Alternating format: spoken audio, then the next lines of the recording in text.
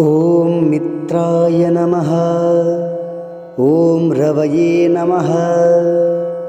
ॐ सूर्याय नमः। ॐ भानवे नमः। ॐ खगाय नमः।